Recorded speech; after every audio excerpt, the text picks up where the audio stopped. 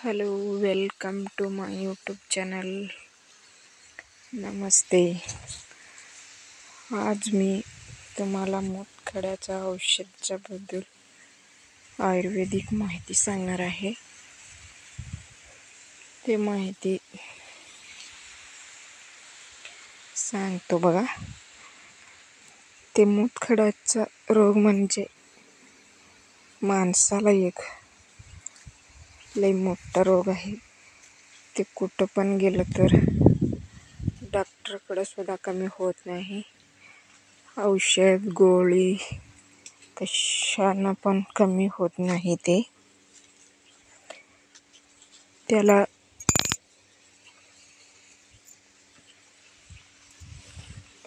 आयुर्वेदिक औषधनंच कमी होते ते. म्हणून मी तुम्हाला एकदाच खाल्ल्यावर कमीच होते ते औषध. तसलं औषध सांगणार आहे तुम्हाला. माझ्या चॅनलला सबस्क्राईब करा आणि लाईक करा. कमेंट करून सांगा ते औषध कसं आहे म्हणून. तुम्हाला पण कुठं तर घावलं तर ते खाऊन बघा औषध. एकदाच खाल्लं तर तुम्हाला ते औषध एकदाच खाल्लं तर तुम्हाला ते मूतखड्याचं मुळच मोडून जाते. असलं कडक औषध आहे ते.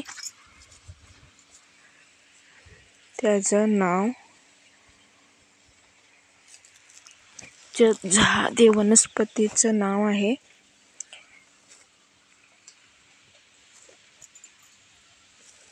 ते वनस्पतीचं नाव आहे बघा. ही पण पानपोटी म्हणा आहे. ही 7 दिवस खायला पाहिजे.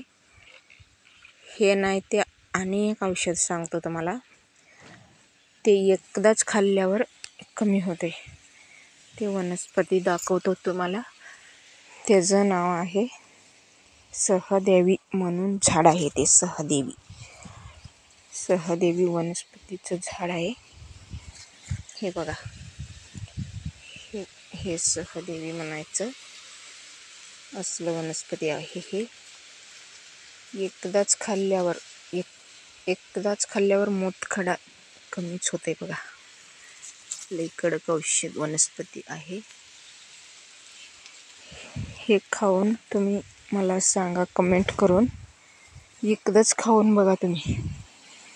एकदाच खाल्ल्यावर ते कमीच होते मूतखडा. कसलं पण असू दे, किडनीमध्ये असलं तर पण कमी होते. किडनीमध्ये असू दे आणि ते कुठं पोटात असू दे, कुठं नळीत असू दे, कुठं पण असू दे कमी होते. ते मूतखड्याचं औषध लई कडक आहे. एकदाच खाऊन बघा तुम्ही. त्याचं नाव आहे सहदेवी वनस्पती म्हणून. सहदेवी वनस्पती म्हणून नाव आहे त्याचं.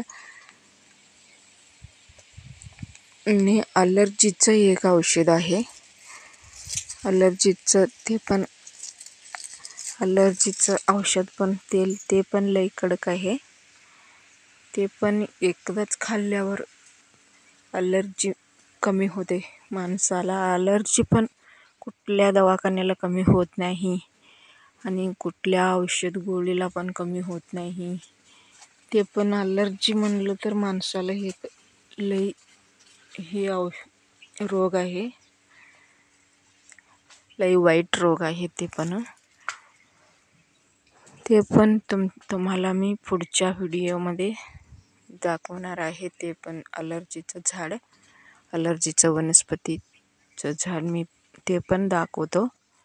आधी माझं हे व्हिडिओला कमेंट करून सांगा. ते वनस्पती तुम्हाला घावलं तर तुम्ही घ्या, नाही तर आमच्याकडे आहे. मी औषध देतो त्याचं. किती जणचा बरं झालंय ते औषध घेतल्यावर. तुम्ही पण ते औषध घेणार असला तर माझ्या चॅनलला कमेंट करून सांगा. माझ्या यूट्यूब चॅनलला कमेंट करून सांगा. नाहीतर इथं येऊन पण तुम्ही घेऊ शकतो. त्या चॅनलला सबस्क्राईब करून घ्या आणि कमेंट करून सांगा.